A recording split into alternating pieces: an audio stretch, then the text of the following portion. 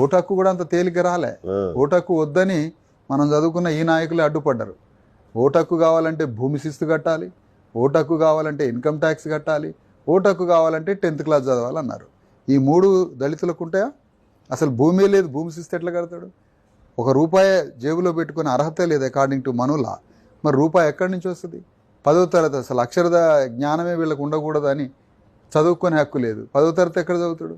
3 అర్హతల్ని అడ్డుపెట్టి vote హక్కు లేకుండా చేస్తే Ambedkar every human body head తలకాయ ఉన్నటువంటి ప్రతి శరీరానికి ఓటు హక్కు కావాలని ఓటు హక్కు ఇవ్వబట్టి ఇవాళ శూద్రులైన అందరం మనం ఓటు హక్కు సంపాదించాం.